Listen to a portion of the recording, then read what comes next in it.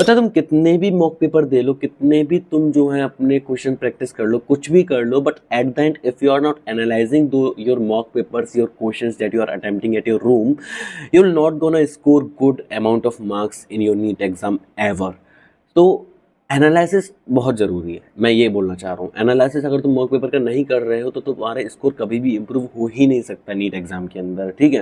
तुम्हारा स्कोर वहीं के वहीं स्टक रह जाएगा। So to improve your score in your NEET exam, you have to analyze your mistakes that you are doing in your exam. And how can you analyze your mock papers? I am going to explain you in a very simple, pretty practical manner, जैसे कि मैं सब videos के अंदर बताता हूँ।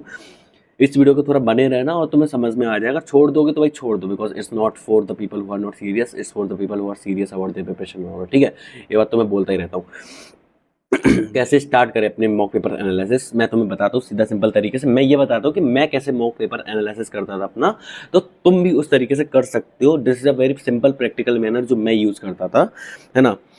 कि when I was like doing any question at my room, या फिर मैं कोई भी मॉक पेपर अपना दे करके आ रहा था, क्लास टेस्ट जो भी बोलते हैं, है ना, तो फंडा सेम ही अप्लाई होता है। तब चाहे तुम रूम पे प्रैक्टिस कर रहे हो, चाहे तुम मॉक पेपर क्लास टेस्ट में देकर आ रहे हो, फंडा सेम अप्लाई होता है हर जगह पे। क्योंकि एट द एंड तुम्हें एनालिसिस क्वेश्चंस का करना है, तुम्हें पेपर का एनालिसिस नहीं करना, तुम्हें क्वेश्चंस का एनालिसिस करना है। तुम्हें क्वेश्चंस कहाँ से गलती हो रही है, ठीक है।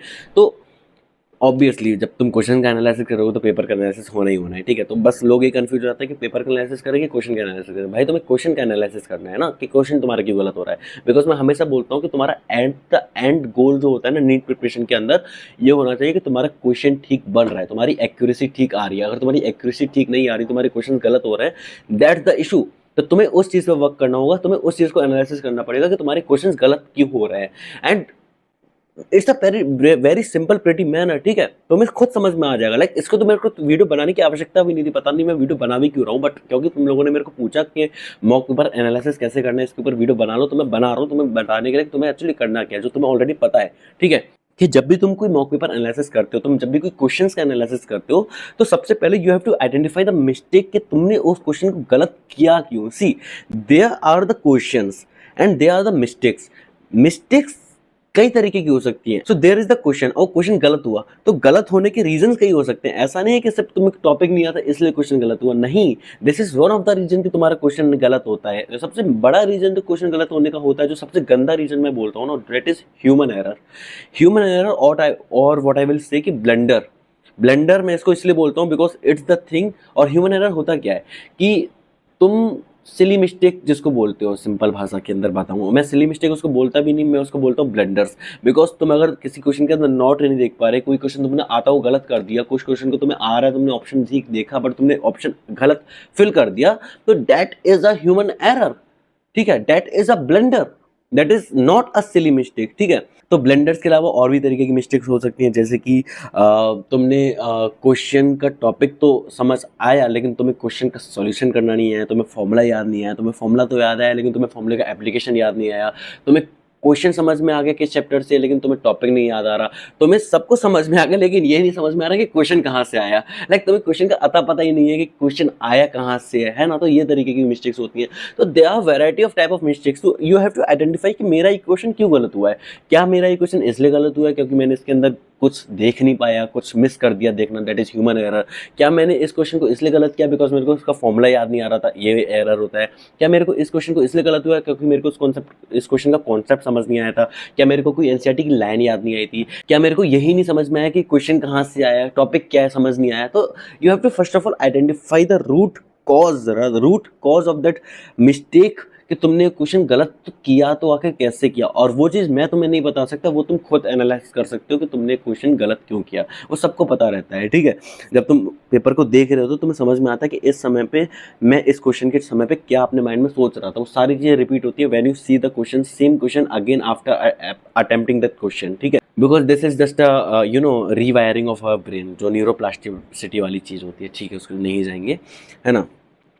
तो जब तुम उस रूट कॉज को आइडेंटिफाई कर लो तो बस काम खत्म हो गया। बिकॉज वही तो करना है तुम्हें। जब तुमने रूट कॉज को आइडेंटिफाई कर लिया, तुमने उसी चीज पे तो वर्क करना है। लेट्स सपोज तुमने आइडेंटिफाई किया कि तुमने एनसीईआरटी की लाइन याद नहीं आ रही थी, तो उस एनसीईआरटी की लाइन को जाके पढ़ो कि तुमने वो एनसीईआरटी की लाइन कैसे भूल के नहीं भूलना चाहिए था ना, राइट।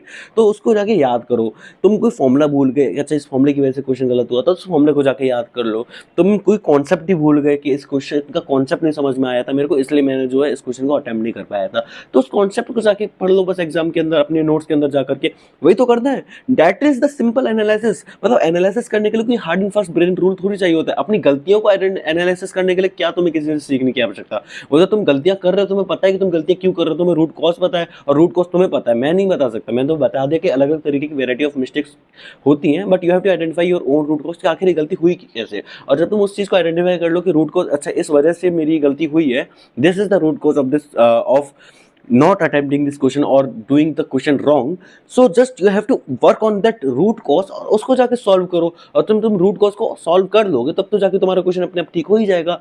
बस ये तो करना है। That's the all thing, that's the simple pretty manner thing that you have to do to analyze your mock paper। अब ये चीज तुम मॉक पेपर में भी अप्लाई कर सकते हो, ये चीज तुम घर पे बैठ के रूम पे क्वेश्चन प्रैक्टिस कर रहे हो उस पे भी एनालाइज, उस पे भी अप्लाई कर सकते हो। तो this is the simple thing that you have to apply on all the thing when you are doing question anywhere, ठीक है।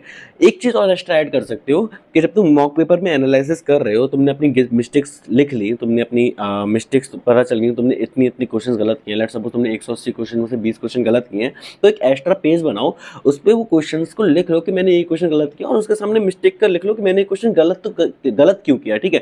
क्योंकि जब तुम ये चीज लिख लोगे कि अच्छा मैंने ये number of question, let's suppose मैंने क्वेश्चन नंबर 48 गलत किया बिकॉज मेरे को केमिस्ट्री का ये वाला इक्वेशन मेरे को याद नहीं आ रही थी, ठीक है। तो जब तुम उस चीज को लिख लोगे उस पेज के ऊपर, उस पेपर में लगा के रख दो उसके बाद उस शीट को, और जब तुम उस चीज को उस पेपर में लगा के रख दोगे तो भविष्य में जाके जब तुम पेपर को वापस आओगे for revising that mock paper, वो क्वेश्चंस को, तो you already had that think कि तुम्हें क्या क्या गलती हुई थी इस मॉक पेपर के अंदर, तुम्हारे पास ऑलरेडी लिखा हुआ चीज रहेगी इन द प्रूफ, एंड तुम्हें फिर पूरे पेपर को देखने की वापस ज्यादा आवश्यकता नहीं पड़ेगी, बस जाकर के उन क्वेश्चंस को देख लो जो तुमने गलत किए थे, दैट्स ऑल। ये तुम्हारा रिवीजन में भी बहुत हेल्प करेगा बाद में। तो देखो मैंने दो चीज़ एक वीडियो में बता दी, कैसे तुम मॉक पेपर एनालाइज कर सकते हो, कैसे तुम रिवीजन कर सकते हो अपने मॉक पेपर्स का, राइट। तो यार दैट द ऑल थिंग। मुझे तो पता भी नहीं मेरे को वीडियो बना के, बट ठीक है बना ली, तो अब इसका थोड़ा फायदा उठाना एंड जाके और कोई वीडियो नहीं देखने की आवश्यकता तुम्हें कैसे एनालिसिस करना है। यही सिंपल तरीका होता है, सब क्वेश्चन में यही करो, ठीक है। आइडेंटिफाई करो रूट कॉज को, क्वेश्चन गलत किया क्यों किया, उस रूट कॉज पे जाके वर्क करो एंड वापस उस क्वेश्चन को अटेम्प्ट करो, तू चेक कि हाँ मैंने क्वेश्चन ठीक कर पाया कि नहीं कर पाया। And this cycle you have to repeat for every single question that you are attempting, every single question that you are doing wrong, ठीक है। That's all okay. ज्यादा समय बर्बाद ना करती हो। This is Vishal unfiltered signing off. See you in the next video. Till then bye bye. मेरे भी एग्जाम्स चल रहे हैं, ठीक है, मेरे को भी पढ़ना पड़ता है तो ज्यादा वीडियो नहीं आ पाएंगे, बट ठीक है, बाय बाय।